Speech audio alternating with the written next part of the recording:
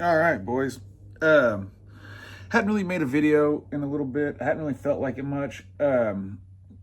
Things are going. We're hiring. We got a new guy starting on Tuesday. His name's Martin. I got another guy starting in like 3 weeks. His name's Jasper. We are growing. Things are starting to get a little more, picking up a little more exponential. On Friday, I'm going to be going to a like, I don't know what it is. It's like a panel of construction people in Dallas, and it's kind of a big deal. Like a really good buddy of mine is speaking at the panel, and he wants me to be there, and he wants to present my company as a new hub contractor in Dallas with because we do have a pretty good pedigree as like a new hub contractor. Our like I know I talk about me being the poor boy, and what I want to talk about in this video is business to business and why I think it's an option you should consider, because no one talks about it enough. Everybody on YouTube is trying to whatever they're selling you on, they're trying to get you to sell to consumers, right? It's very, very rare that there's somebody talking about business to business, which is ultimately where the money's at, right? I know like McDonald's, really it's like real estate, right? But like all these franchise restaurants and shit, like that's why they start to franchise, because the money, it's cool to sell to consumers, right? But like Subway actually makes more money selling their bread and meats and cheeses and all their other shit to businesses that buy it, right? That's predictable, it's reliable, it's consistent, it's high volume, So everything you see, for the most part, when guys like me, because it does seem like it's really easy to sell to an individual, right? Like if you're like, well, how could I sell to a corporation? That's going to be difficult, right? But it's really easy for me to go tell my neighbor I can do this service and them hire me for it. So the individual is more accessible. It's like, hey, all I got is a little bit of gumption and a pickup. And so that's why people go for the individual so much. But in my opinion, I think that most people are going to be better suited trying to deal in the commercial world and deal with businesses, right? Because it's higher volume, it's more predictable, like I said earlier. So our service department and construction department are both growing like at unprecedented rates. Like I'm in the market for a new service guy, by the way. Anybody in Dallas who happens to watch this, if you're a service plumber, we have an amazing culture over here. We do on call now, but I think it's like 8 weeks. But they do 2 weeks on and like 7 weeks off. You know what I mean? So, or maybe it's 6. I don't know how many guys. I think it's 7 guys on call now. Maybe so. If I get a new service guy, he'll be 8. But they do 2 weeks on, which I prefer. That was my idea. That's how I did it whenever I ran on call at my last company. Everybody kind of fought me at first. I was like, no, man, you're already on call. You're going through you're already in that mode where like I can't get drunk. I can't go too far. Like I'd rather just grind that out for 2 weeks, like not leave that phase and then double my time off being on call, which I know a lot of people don't like doing on call. My customers are too big and important, and I have way too much shit to not be available for them. It's not possible. It's not feasible in my world. If you want to be the man, you got to be the man all the time.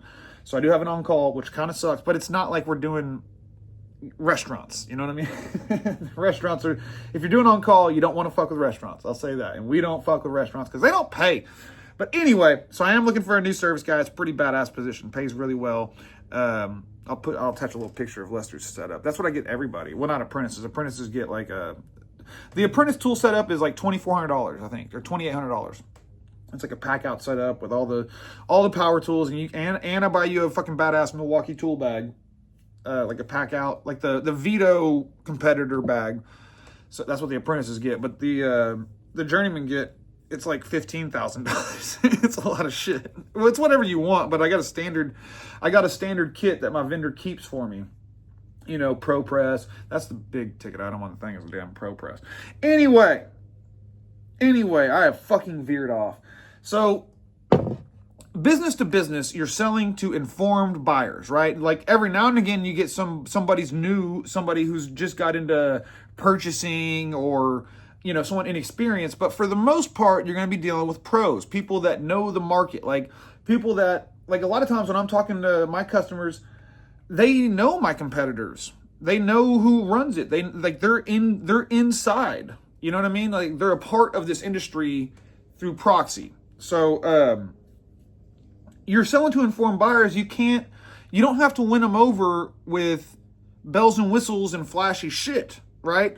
But you're not gonna be able to keep them if you bullshit, right? So it's kind of like, it's a trade-off, right? Because okay, I was listening to William's podcast yesterday, and which that fucker doesn't listen to I don't know, maybe he does, because it seems like he kind of rips my videos, but I guess we're both business owners, and it's kind of, well, anyway, he was saying that at $125 an hour, he just couldn't make any money. He was like, I can't make money.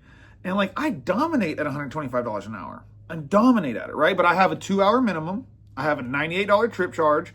I charge you for going, if I have to go get some material, I'm going to charge you for my time to drive and go get it, right? So if I'm on a job for 3 hours, there's potentially going to be 4 hours billed to that job.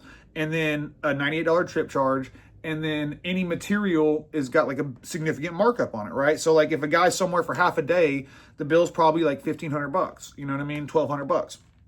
And it's super sustainable for me, because if my cost for the technician is $60 an hour, total cost, and I'm selling it at $125, we already got a 50% markup on his hourly, and that's why I do the 2-hour minimum, right? So we are pretty close to 100% efficient, right? If you're saying you're only charging for wrench time and that makes you 55% efficient, well, a 2-hour minimum, 100% efficiency right there. Boom. So it's 6 in one hand, half a dozen in the other, right? So I spend zero money on marketing.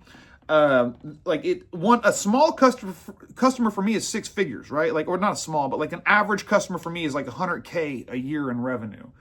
And that's what happens when you get into the business world. And so the margins can be a little smaller, but you're not having to spend 10% of your income on marketing and shit like that. And then whenever you're doing this commercial shit, there seems to be it snowballs itself. You know what I mean? It just gets bigger and bigger and bigger, because what happens for me all the time is people get fired or move jobs. And that's been the biggest key for me growing as much, is because in 2019, I started working at this property in Dallas with these girls that it was 8 blocks of downtown Dallas, and I was an employee, and I started working for them. Well, that property management company got fired from there, and those girls went to different places. Well, they took me to those new places. The new company that came in to manage this massive property, well, they loved me, and they were a bigger property management company, so they kept using me there, but then they took me and started using me at other properties, right? Well, then that property management company got removed from that property again, and a third property management company is now running that property, and guess who they use? Me. And the company that left still retained me. They used me for all their... So that one property turned into about $1 million in revenue a year. That one property. It took a few years, but we spread to where that's what happened. Now, in construction, it's the same thing. I met one guy who got me into with one company, and that one company, I'm not going to say their name because you can Google them. There's been a lot of project managers that, a lot of these white-collar corporate guys, not all, but a lot of them they're mercenaries. They may be somewhere for 3-4 years and move somewhere else. Be there for 3-4 years and move somewhere else and be there, And so that's happened with 4 or 5 guys from that company, and each one of them,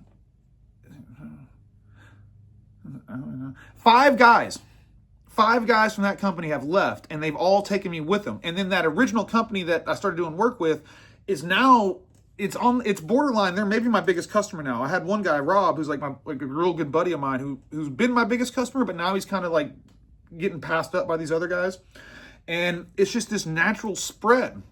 But you can't have no flim-flammery or skim-scammery, and you can't be trying to win on every job. You have to understand that you're dealing with informed buyers. They know you have to run a fucking business. They know you have to make a profit, or there's no fucking point, right? They understand that.